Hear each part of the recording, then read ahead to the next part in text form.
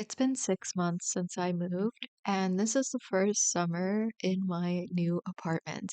The last place that I was dark with limited light, but here I have an east and south facing light setup. So I had to chop and rehab most of my plants during the move. Let me show you how I arranged everything. So first we have my blue oil fern, which sits on the bar between the kitchen and the living room where it gets ambient light and stays visible. I use this as a reminder to check thirsty plants. It's just a little trick. On the bookcase in my living room, my heartleaf philodendron gets indirect light from the transom windows above, and I love having trailing vines overhead right now. It just adds so much visual interest that would otherwise be just a boring shelf. The south window is where all my summer superstars are living. My Burgundy Ficus Elastica is absolutely thriving right now.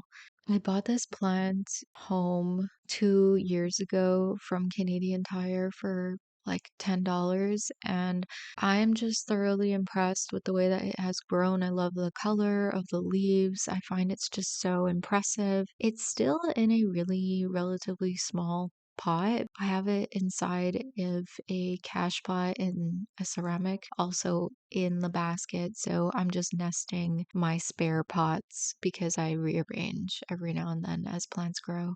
I brought down my Hoya Krimson Queen to the south windowsill because I wanted to monitor it while it was blooming. It's getting a ton of mealies, so it's kind of gross.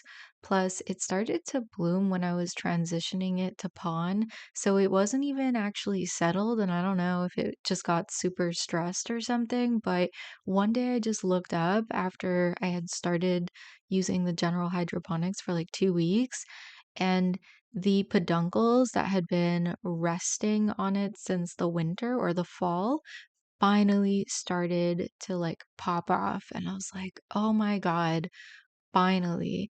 It has taken me 2 years to get this Hoya to bloom. I've taken cuttings from it, and I just honestly, it's given me no problems. This one has only maybe a couple times gotten wrinkled, maybe because I underwatered it. And ever since switching other Hoyas to Pon, I just realized, okay, I should probably keep more Hoyas in Pon because this is working.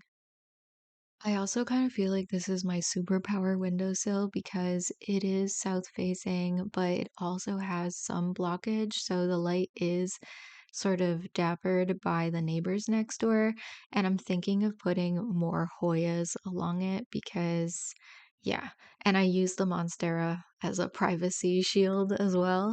So even though our window is open there, my Thanksgiving cactus is actually two plants combined, one with pink blooms that's been with me for over 6 years, while another is white that I picked out at a grocery store. And the pink one has mature Filiclades that are upright because of their age. They're potted together in a glazed pot and an unglazed interior, which I think helps with the water retention, but also helps it not get waterlogged. My Anthurium crystallinum magnificum struggled a bit with thrips, but it's putting out these beautiful new leaves now on its side. So I recently switched it out into Molly's Aeroid mix, and I've been wiping down the leaves frequently. I haven't removed any of the scarred leaves because I want to make sure that the two new leaves get a nice amount of energy and just absorb ambient light from the south window. Speaking of recovery, this is my Monstera deliciosa, and I chopped it down from over 5 feet tall in October in anticipation for moving apartments in December. It was my mother's plant before, and I wanted to make sure that I could actually grow it in pon and just rehabilitate it to grow a strong root system after being chopped, right? It finally sprouted a new leaf, which is progress. And I'm just trying to, see if the second one will also sprout a leaf and maybe I can get a full pot of this again. It was also battling thrips. I guess it was a good thing that I had to chop it anyway. On my transom windows, I'm usually keeping Hoyas. I love it there because I see that my Hoya sunrise, for example, enjoys it up there. I'll show you that after my climbing Crassipetiolata as well. So the south sill is more for the Hoyas that are transitioning to pawn, but up on the transom, I'm gonna put ones that are well transitioned already because it just is so much less high maintenance and it gets a consistent amount of light up here. Like I also have my Cerepegia up here, which I gave a trim, and even though the bottoms of it aren't as exposed to strong light, the top of it is, and it's just responding well to that. Because not too long ago I transitioned many Hoyas to pawn, I actually think I will be bringing them down like the Hoya Crimson Princess, but the Retusa and the Crassiopetulata are living their best life up there. These are up here because this windowsill is easier for me to get to. Our sectional sofa doesn't block it. Oh, I keep my Peperomia obtusifolia up here too. It's short enough that it's easy to take down as well, and it's just pretty low maintenance, and it has gone through a major glow up. My Rhipsalis Pilocarpa has absolutely exploded since we moved to this apartment. It has gotten like probably 2 times bigger since I purchased it, and it bloomed this winter for the first time because I had it up on the east windowsill. I recently repotted it like well after the blooming into this kind of terracotta bowl that is textured and glazed on the outside, but it's unfinished on the inside because I'm just hoping that it'll allow it air to breathe at the same time as maintaining moisture because up here it's drier than the rest of the apartment, because it gets dry higher up. I recently got a Bell Stapelia on one of my plant shopping videos, and I'm just curious to see how it grows. The plant just interests me. And then I have a water propagation on my east windowsill. Strawberry planter is from Simon's, and I just have a jar inside of it. I just want to remember to fill this up and reduce resistance because, okay, for the most part, I don't keep anything on this lower sill because we have neighbors and we like to bring down the blinds, but I do have a couple of plants here, like this orchid that recently finished blooming. I have to find new place for it. In the bedroom, I keep an old Dracaena trifasciata. It is getting less light here, and in the warmer months, I like it to go on the balcony, but it's actually too windy and it's top heavy because the pot is plastic and I really need to switch it out because I just want this plant to be outside. On our bedroom balcony, I moved my Opintia Brazilianensis and my Mammillaria spinosissima for the summer. They're in heavy pots, so they are pretty stable even if it gets windy. And the Brazilianensis, it puts out these menacing, cool paddles. I have stopped keeping plants in the dining room because the AC runs here, and also because the sun is higher in the sky right now, this room kind of gets less light, which you can kind of see on the wall there. But it's still a really cool place for me to hide my little plant shelf from Jisk. This way it gets kind of like softer south light because our balcony it's roofed, so it's covered even though we don't have neighbors on top of us. I keep these plants in these little plastic cloches from Dollarama, and honestly they're so lifesaver, especially for like water props or props that need to maintain humidity. They get this like really soft light here, and in general like most of these plants are happy, and plus it's a really good way to hide. Like I have my beautiful jewel orchid here, but when I feel like rotating my plants, I depend it depends on what's thriving, okay? Because I just, I want to make sure that I'm taking care of all of them, but that they are in the right place. I have a little plant stand with a burrito's tail, a new monkey tail cactus, okay, that I picked up on one of my planty trips. Oh my goodness, can we talk about how cute this is? It's actually growing another little tail on the other side, but I didn't notice it yet. Planter is so cute. It's a little one from Plantasy in Verdun. It's a little plant store that is so flippin' cute. I need to go there and film for you guys.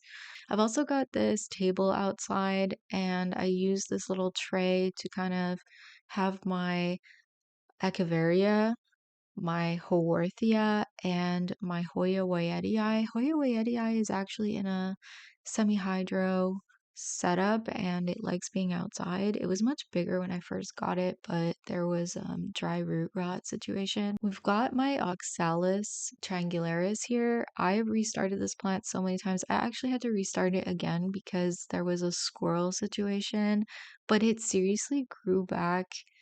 Hmm.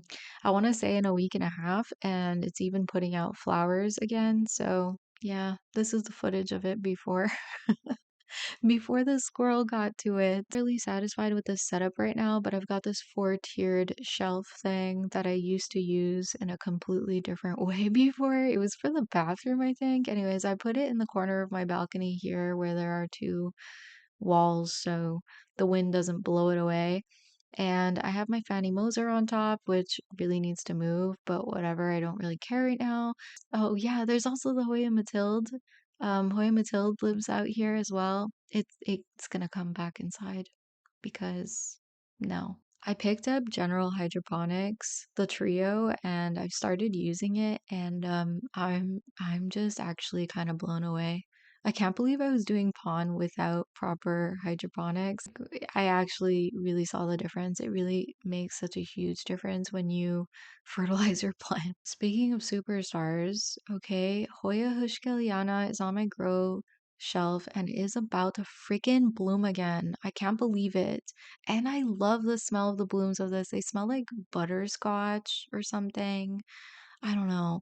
I keep it under a decorative cloche, and this cloche is not for plants at all. It's actually, I don't know, it's just some random thing from Winners. And the planter is from Botanix, and it was not expensive. It was like $8, I think, and it's so cute. Two levels on the shelf have T5s, and I have a propagation box. I bought this box at Dollarama, and I usually have the cover on and the lights kind of positioned away from them. But yeah, anyways, and these are the Sansi lights.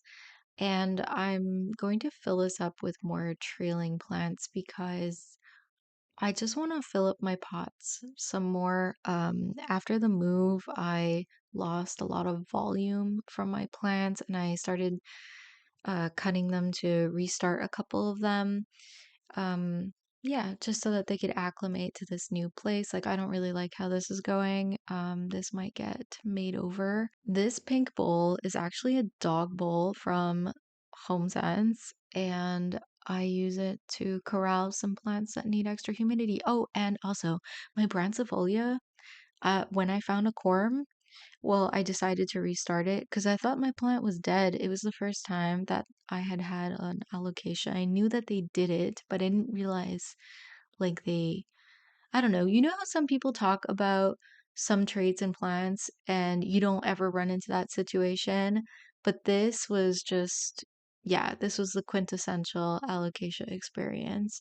I've got Hoya curtisii in here, Hoya sigillatus, which was doing okay, but then it just got a little bit dry, which was not good. And then I have some Cebu Blue. I have Cebu Blue cuttings in lots of different places because that's a plant that I really had to restart. So I really want to fill it up more. That is my objective. Isn't Hoya Hushkeliana such a vision? I don't want her to outgrow this cloche at the same time. So I don't know what to do. Then I have a philodendron Brazil. I love this plant. Oh, this is another one I need to fill up more. I have my asparagus fern. up here. It's not doing so hot. I've got to find a new place where I really miss when it used to cascade in my old apartment and I used to run the humidifier by everything. I need to buy a new humidifier.